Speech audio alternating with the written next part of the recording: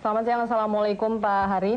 Selamat siang Mbak Wanda. Iya, terima kasih telah hadir di studio ini berbicara mengenai kemerosotan atau menurunnya atau melemahnya nilai rupiah. Juga kita tentu akan melihat bagaimana para kepala negara saat ini baru saja juga minggu pagi tadi waktu Indonesia saat ini telah melakukan pertemuan G20. Dan menurut Pak Hari sendiri, apakah dengan adanya pertemuan tingkat tinggi para kepala negara tersebut memberikan hal ataupun akan berdampak memberi nilai positif, karena banyak juga yang skeptis bahwa pertemuan ini bisa memberikan setidaknya mengatasi krisis global yang terjadi saat ini, Pak Hari. Silakan. Ya, pertemuan ini kan sudah dimulai sejak tahun 99 ya, terutama sejak krisis tahun 97-98 itu dan negara-negara maju Eropa dan Amerika ditambah dengan beberapa negara termasuk Indonesia di dalamnya itu kemudian mencoba mengatasi soal krisis finansial dunia ini yang sekarang ternyata berulang kembali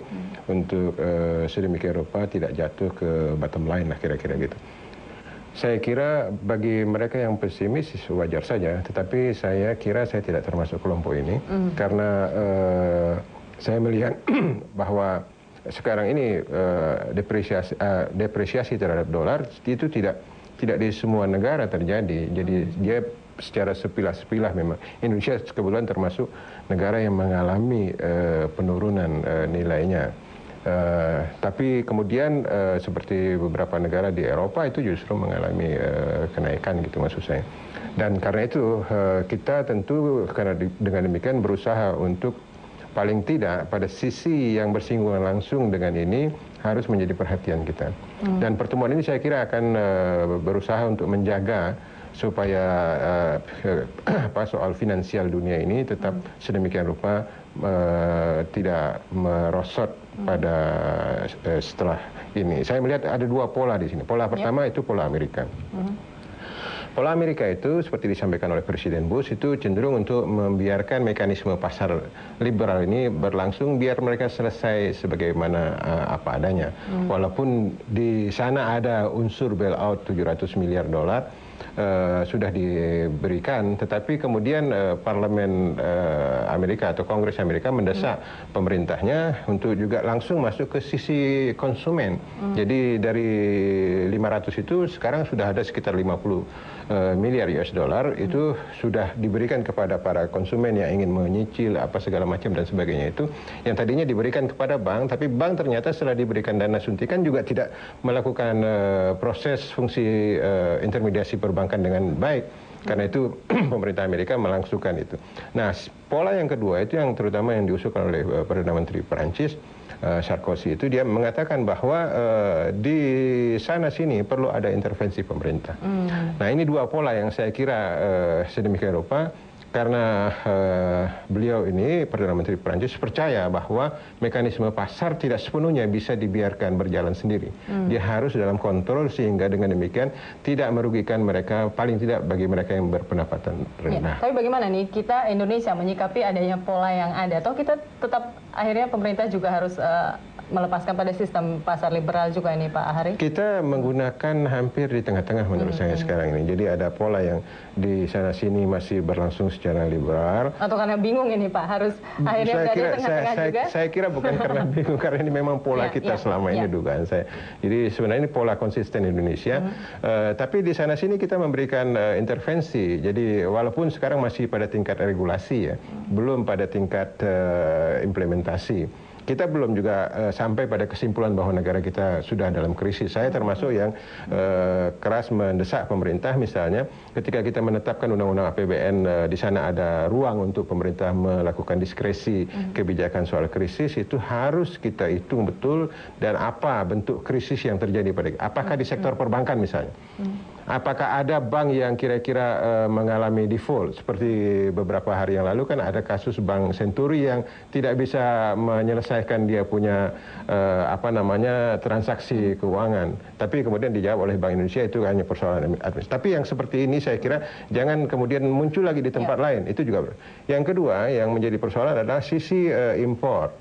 Nah, saya melihat tadi di tayangan TV ini juga disampaikan bahwa beberapa barang-barang yang impor itu mengalami kenaikan karena kurs kita menurun kan, dan itu tentu ada nilai positif ini terutama untuk ekspor mungkin ini. Untuk ekspor mengalami nilai positif, cuma ini tidak dibarengi dengan kompetitif produk-produk ekspor kita seperti di sektor pertanian yang ada yang kita bisa andalkan paling adalah ekspor dari segi minyak mentah. Itu yang mungkin itu sudah menjadi kebutuhan hampir dunia, jadi tidak mengalami problem. Kita tentu mendapat sedikit keuntungan di situ, tapi kita juga membayar juga lebih mahal di Indonesia karena harga impor minyak yang jadi itu juga kita beli dengan nilai dolar. Nah, kalau ini misalnya menjadi perhatian, artinya kemudian dua otoritas fiskal dan moneter ini bekerja sama memperhatikan titik-titik lemah ini, saya merasa yakin sebenarnya kita tidak perlu terlalu khawatir di tahun 2009. Tapi tentu kita juga tidak bisa begitu saja lepas ini dari dampak yang ada, terutama kita lihat juga seperti berkembangnya rumor-rumor seperti yang terjadi belakangan ini bahwa ada sejumlah bank yang terkena likuidasi atau sebagainya. Ini bagaimana nih Pak Hari? Ya, saya kira ini kan pada akhirnya transparansi harus ditampilkan secara lebih progresif oleh Bank Indonesia. Misalnya bank-bank mana yang akan mengalami atau yang diperkirakan pada stadium tertentu yang sedemikian rupa membahayakan perekonomian. Mungkin barangkali sekaligus semacam ada beberapa standing order policy kalau ini terjadi apa yang harus dilakukan misalnya. Apakah misalnya kalau misalnya ini terjadi mempunyai dampak atau domino efek kepada perbankan nasional lainnya yang kemudian apakah kita sanggup atau mempunyai dana, Bank Indonesia sebagai lender of last resort memiliki dana untuk katakanlah tanda kutip membail out semuanya misalnya. Itu kan juga satu yang saya kira harus diberikan perhatian secara intensif. Nah, kedua yang sebenarnya menarik adalah di APBN 2009 itu kita sudah setujui ada sekitar 10 triliun untuk memberikan insentif kepada beberapa sektor industri terutama yang kaitannya kepada padat karya, buruh yang begitu banyak atau yang bisa menguntungkan dari segi ekspor itu diberikan insentif kalau mereka terkena atau diperkirakan terkena dampak langsung maupun tidak langsung dari krisis global ini. Dan itu akan saya kira paling tidak akan mempertahankan beberapa fundamental ekonomi kita yang relatif di sisi atau di sektor itu sudah mapan. Iya, tapi bagaimana ya Dewan Perwakilan Rakyat sendiri menyikapi nih kondisi krisis global yang terjadi saat ini? Pak Kita standby 1 kali 24 jam. Menurut undang-undang memerintahkan kepada DPR untuk standby 1 kali 24 jam dan terutama panitia anggaran. Jadi saya sebagai pimpinan panitia anggaran sudah mengingatkan kepada teman-teman kalau memang kemudian pemerintah mengambil keputusan bahwa kita sudah masuk dalam krisis, bahwa teman-teman itu harus pemerintah kemudian menetapkan usulan perubahan dan langkah-langkah apa dan karena kalau dia menyangkut budget negara harus mendapat persetujuan DPR menurut Undang-Undang Dasar kita. Nah, kita pun dengan demikian harus standby. Apakah kita sependapat dengan pemerintah terjadi krisis dan langkah fiskal apa, negara apa yang kita harus lakukan? Atau kita menganggap krisis sudah terjadi, tapi mungkin beberapa sektor tidak perlu seluruhnya negara campur tangan. Biarkan diselesaikan mekanisme pasar. Atau kalau misalnya dia disebabkan oleh katakanlah kecurangan konglomerasi yang menyebabkan terjadinya krisis, maka itu kan tidak pidana dan harus ada law yang tapi ini persoalannya sangat kompleks sekali nih Pak Hari.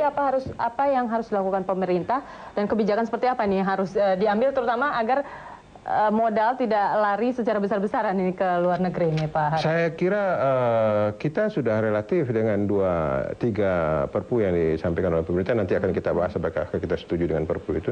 Termasuk di dalamnya meningkatkan jaminan simpanan dari 100 juta menjadi 2 miliar. Itu paling tidak kelas menengah ke bawah yang sekarang menyimpan uang di bank tidak mengalami kekhawatiran. Kalau Mbak Wardah mempunyai uang di atas 2 miliar memang akan khawatir di bank. Tapi kalau tidak, saya kira tidak perlu khawatir. Pak Hari sendiri juga khawatir nih Pak.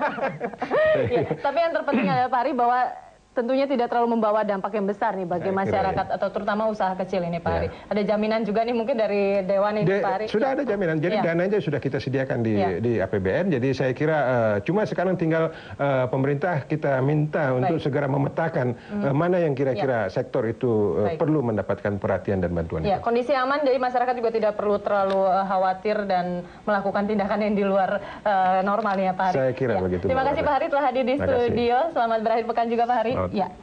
Dan saudara, demikian bincang-bincang kita bersama Wakil Ketua Panitia Anggaran DPR RI, Bapak Hari Azhar. Informasi seputar parlemen juga kami tutup sampai di sini. Mewakili kerabat kerja yang bertugas, saya Wardani yang mengucapkan terima kasih atas perhatian dan kebersamaan Anda. Selamat siang, sampai jumpa. Wassalamualaikum warahmatullahi wabarakatuh.